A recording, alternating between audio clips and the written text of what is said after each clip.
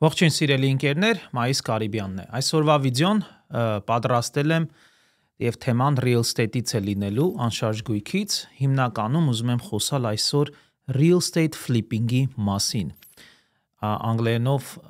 real estate flipping են ասում, հայերենով կարելի ասել տուն առնել, վերականգնել կամ կառուցել եւ նոր վաճառել։ Դրա մասին եմ այսօր խոսալու։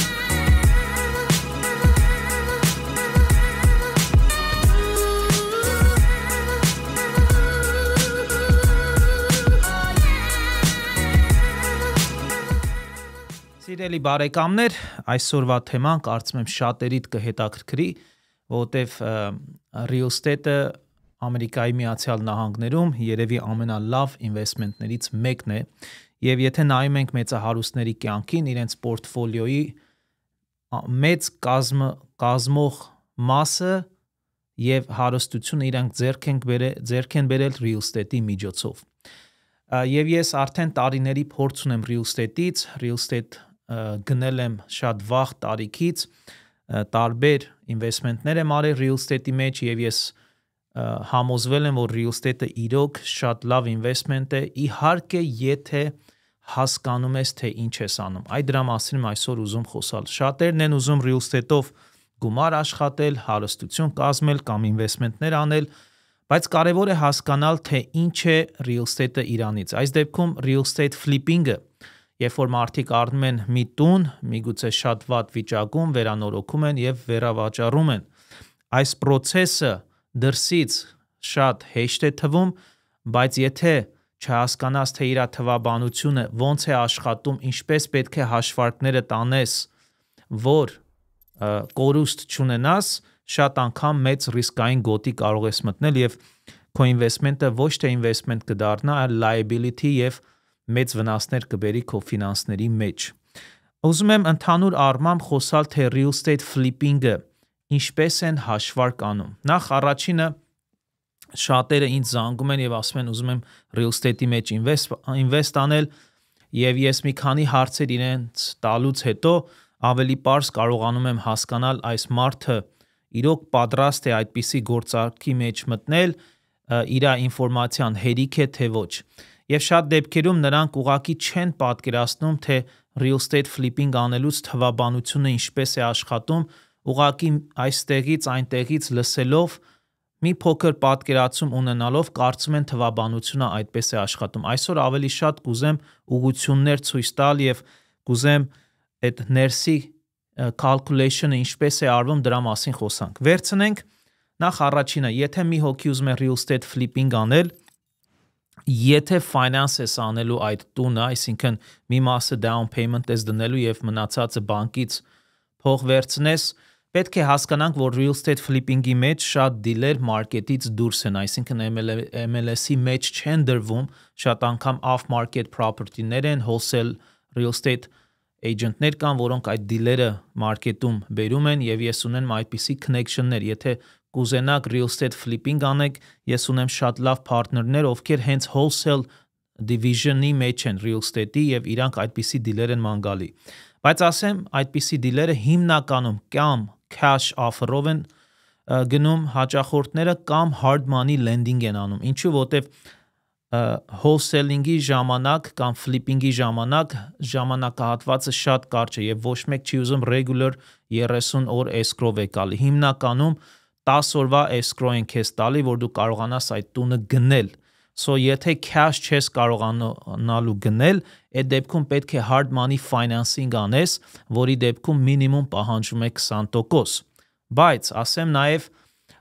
որ hard money-ի դեպքում նույնպես կարող ես դիլը 10 օրում կամ ավելի շուտ փակել, որտեղ hard money-ն շատ արագ process ունի եւ hard money-ի հետ էլ վերաբերյալ ունեմ շատ լավ ընկերներ, որոնց հետ որպես թիմ աշխատում եմ եւ կարողանում եմ այդ դիլերը hard money-ով էլ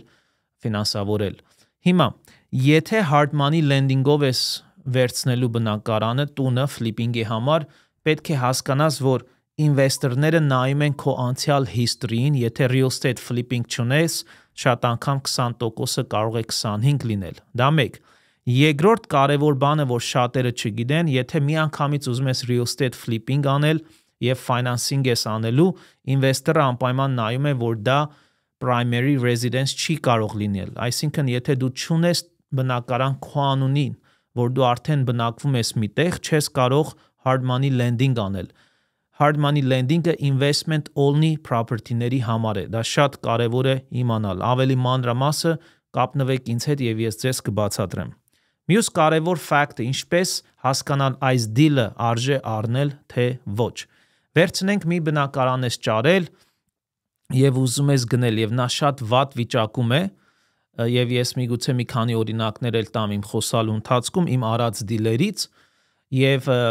այդ բնակարան ուզում ես գնել։ Նախ առաջինը պիտի ուսումնասիրես area-ն։ Շատ կարևոր է հասկանալ ինչպիսի մարդիկ են այդտեղ ապրում, ինչպիսի բնակարաններ են այդտեղ վաճառվում։ Այդտեղու ստայլը եւ մարդկանց ապրելակերպը պիտի ուսումնասիրես, history-ն պիտի ուսումնասիրես այդ տան եւ այդ տարածքի։ Եթե մի բնակարան գնելու ես, նախ առաջինը ամենաճիշտ profit-ը սկսում է այնտեղից, երբ որ գնում ես, ոչ թե երբ որ վաճառում ես։ Եթե սխալ գնով գնեցիր, ինչքան էլ լավ գործ անես այդ property-ի վրա, վաճառելուց միգուցե օգուտ չունենաս կամ շատ քիչ մնա կամ միգուցե վնասով դուրս գալ։ Անգլերենով ասում են when you flip real estate, it's not about how much you sell, it's how much you buy. Երբ որ real estate flipping ես անում, կարևորը չի ինչքանով կծախես, այլ շատ ավելի կարևոր է թե ինչ գնով ես վերցնելու այդ property-ն։ Եվ դրա համար ֆորմուլա գոյություն ունի, դրա մասին եմ ուզում խոսալ։ Ֆորմուլան ինչպես է։ Վերցնենք մի տարածքում այդ տունը վերանորոգելուց հետո, եթե additional square feet չես անելու, անգլերեն ասում են make up cosmetic remodel ես անելու, եւ այդ տունը սարքելուց հետո այդ չափսի տունը վաճառվելու է օրինակի համար $1 million։ Դա նշանակում է, եթե after future value, չէ, ARV, after remodel value, renovation value, տարբեր անուններ են ասում, այդ տունը կվաճառվի $1 million-ով, նշանակում է սարքելուց հետո ինչ գնով կվաճառվի մոտավորապես, դա էլ է աշխատանք, որ պետք է ճիշտ կարողանաս comparison-ներ անել թե ինչքանով կվաճառվի, բայց օրինակի համար կարողացել ենք այդ թիվը վերցնել եւ $1 million-ով կարող է սարքել։ Դա նշանակում է այդ տունը 70% ARV after repair value-ից պիտի առնես, այսինքն 700,000-ի գնով պիտի վերցնես։ Ինչու՞։ Որտեվ երբ որ դու 70% ARV-ից ներքև ես վերցնում, քեզ 30% margin է տալի, որ դու կարողանաս այդ թվաբանության մեջ տեղավորվես, որտեվ առնելու ծախսեր կան, remodel անելու ծախսեր կան եւ վաճառելու ծախսեր կան։ Եթե 30% ARV-ից ավելի էժան ես անում, դու հավանականությունը մեծ է, որ միգուցե վաճառելուց հետո 10-ից 15% քեզ profit կմնա, նայած ինչպիսի գործ ես անում այնտեղ։ Իսկ եթե property-ն ARV-ից 70%-ից բարձր ես գնելու, այսինքն այդ նույն property-ն վերջում առնում ես 800,000-ով, այդտեղ 200,000-ի margin է մնում եւ շատ դեպքերում քեզ թվում է 200,000-ը մեծ գումար է, բայց եթե դե հանես առնելու commission-ներն ու closing cost-երը վաճառելու եւ քո remodel-ի ծախսը, շատ անգամ միգուցե դու profit չունենաս։ Դա շատ կարեւոր է հասկանալ, այդ ֆորմուլան շատ ապացույցված ֆորմուլա է, որ աշխատում է եւ պետք չի դու քեզանից օրենքներ հնարես եւ երբ որ ես մարդկանց հետ այդպես խոսում եմ, այնպիսի թվաբանությամբ են ինձ բացատրում եւ ես ասում եմ, օքեյ, մի րոպե լսեմ տենամ ինչ է ասում։ Եվ վերջում ասում եմ, կարող եմ մի բան ասել։ Այո, կարող ես։ Ասում եմ, քո թվաբանությունը սխալ է, ճիշտ չի աշխատի։ Ինչու՞։ Եվ դնում եմ թվաբանությունը, բացատրում եմ դիթեյլներով, թե այս ծախսերը կա, այսի կա, այս կա եւ այդ ամեն ինչը հանելուց հետո եւ այդ գնով, այդ ֆորմուլայով քո հաշված անելուց դու երևի profit չես անելու կամ դաժե մինուս ես գնալու եւ քո քրտնաջան աշխատանքը, որ այդ ֆլիպի ժամանակ ես դնելու 2-3 ամիս մինչեւ հետ վերավաճառես, համ քո գործերից ես կտրվում, համ վերջում միգուցե profit-ով դուրս չգաս։ Սոս investment-ը շատ լավ բան է, բայց սխալ investment-ը քեզ մեծ վնասներ կհասցնի քո ֆինանսների մեջ։ Շատ կարևոր է այս ֆորմուլան հասկանալ։ Եթե դու ուզում ես real estate flipping անել, կապնվիր ինձ հետ եւ ես մի քանի հարցեր քեզ տալով կկարողանամ քեզ լավ ուղղություն տալ, լավ ինֆորմացիա տալ եւ ինչքան շատ ինֆորմացիա եւ դիթեյլներ ունենաս, դու այդքան քիչ չանս կունենաս սխալ անելու, որտեվ մի հատ flipping-ը կարող է ֆինանսապես քեզ մի քանի տարի հետ գցել։ Մարդիկ տարիներ աշխատում են, մի գումար են հավաքում եւ սխալ ինվեստմենտ անելու դեպքում կարող ես այդ ամեն ինչը կորցնել։ Այստեղ այն չէ, որ դու պետք է ասես, գիտես, ես ամեն ինչ գիտեմ։ No, խորհուրդ վերցրու նրանցից, ովքեր այդ ճանապարհով անցել են եւ հասկանում են այն սխալները, որ նրանք կրկնել են, դու էլ չկրկնես։ Այսպիսի մի կոդ կա, չէ՞։ Unsuccessful people learn from their mistakes. If they learn, successful people learn from others.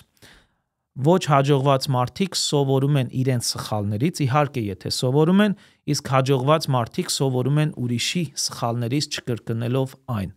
Դա քեզ ժամանակի շահում է տալի եւ քո չանսը կչացնում է, որ դու սխալներ քիչ անես։ Հուսամ այս ինֆորմացիան օգտակար կլինի շատերիդ, ովքեր լսեցիք, հետևեք ինձ իմ YouTube-յան ալիքով, subscribe արեք իմ ալիքը եւ չմոռանաք իմ գիրքը Amazon-ից գնել, որը կոչվում է The Secret of Living is Giving եւ կարդացեք։ Ես միշտ քաջալերում եմ մարդկանց, որ կարդացեք, educate եղեք եւ ինչքան դու քո վրա աշխատես, ինչքան խելացի դառնաս, այդքան ավելի ճիշտ քայլեր կանես կյանքում եւ միշտ հիշիր, ինչ քայլ անում ես խելացի մարդկանցից խորհուրդ վերցրու։ Հարցնելը ամոթ չէ։ Մայիս Կարիբյան կհանդիպենք մյուս անգամ, ստեսություն։